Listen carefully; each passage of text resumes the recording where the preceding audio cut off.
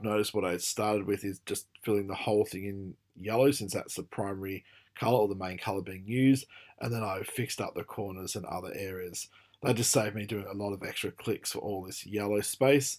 So if you do have a predominant color or an area that's predominantly one color, it might be quicker just to bulk fill that area and then make some adjustments. Just a little bit of advice. Okay, now what we're going to do is we're going to color or work out what each of the decimal values for these colors is and write them into these squares. So that's where I'm going to need my table. So if I quickly scroll up and I have a look at my table, the green that I'm using, this darker green, has a decimal value of 2. Yellow has a decimal of 11, red is 9, and of course black is 0.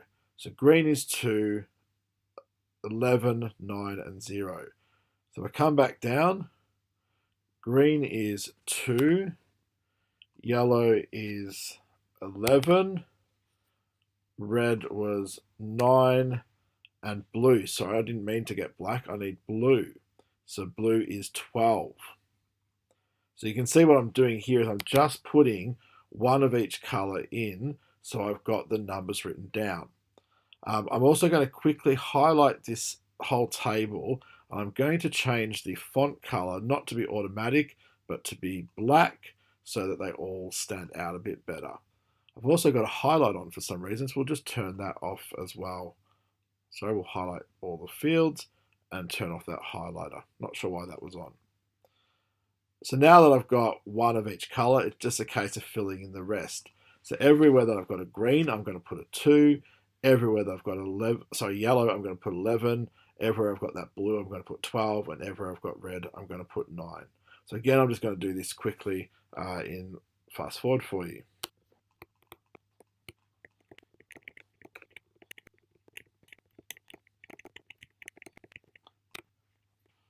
Okay, and there we have the finished numbers. So again, everywhere that was the green, I've got a number 2 because green is decimal 2. 11s represent all the yellow, 12s represent the blues, 9 represents the red. So my next step is to come down here to the stretched grid. And again, I'm going to start by putting the colors in.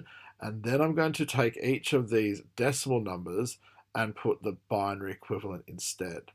So I'm going to start quickly by putting all these colors in again.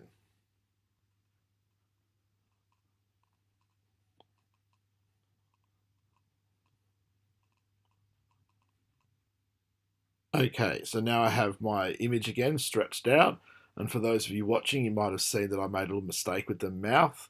I went too low, so it is very important you are checking your image against the one you've already drawn. So what I saw is that I only had one line of yellow between the eye and the mouth. But when I started doing it, I went down too far down here. So I had to go and fix that up. So it is always important to check back, make sure you're doing things properly. Okay, in a similar way to how we did these decimal numbers, I now need to put the binary, the 4 bits of binary that represent each of these. So again, I can do this in a few ways. I usually, again, like I did up here, I'll do one of each color that I'm using to make sure I've got the right binary shown, and then it's a case of just filling in the rest. If you're okay with your binary, you might be able to just work out the numbers yourself as you go, or you might need to go back to your table and look at what the binary values are. Okay, either way is perfectly fine so long as you end up with the right value. So this green is the value 2, and using 4 bits of binary, that would be 0010. Okay, so I'm just going to do one of those. We know that 11 is the decimal number for the yellow.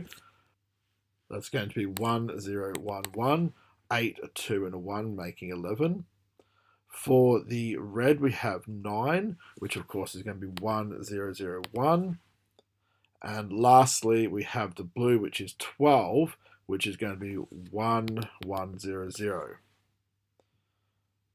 Okay, and again, like before, I'm just going to quickly highlight this whole table, and I'm going to make sure I don't have this highlighter turned on for some reason.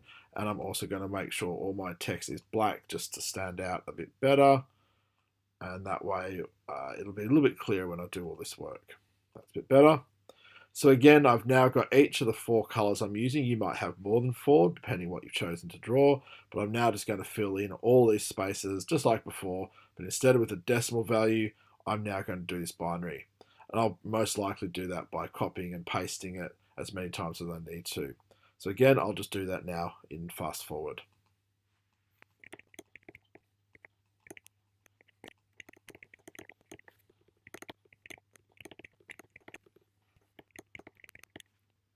And that's completed now. So again, I have the binary equivalent of 2 in each of these green spots all the way around. I have the binary equivalent of 11 in all the yellows. I have the binary equivalent of 9 in the reds. And I have the binary equivalent of 12 for the 2 blue eyes. So far we have drawn our picture up here. We have then worked out what the decimal values are for each of those colors from our table on page 1. And then we have worked out what the binary version for each of those decimal numbers is from our table on page 1. The last part to complete this task is to write out our stream of binary.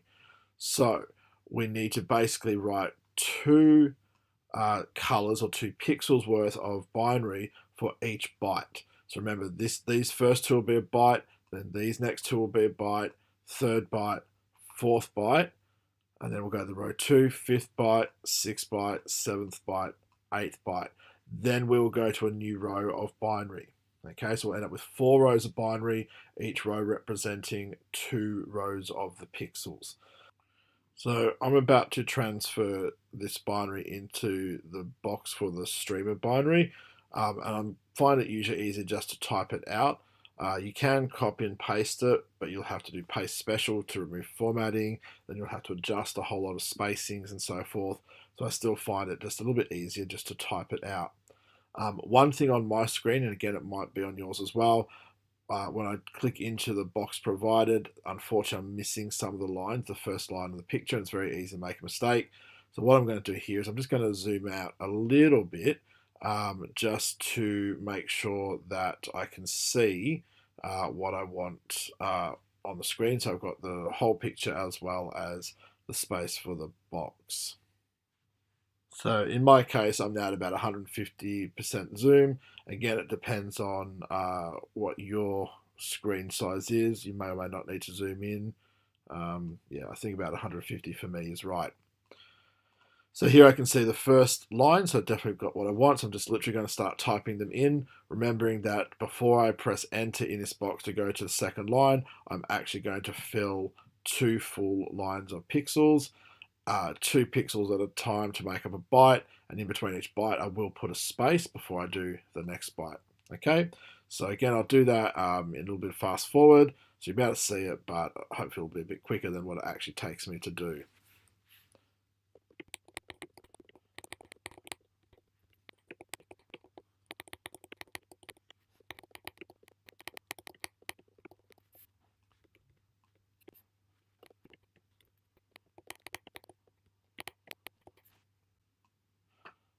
Okay, we now have all our binary written out.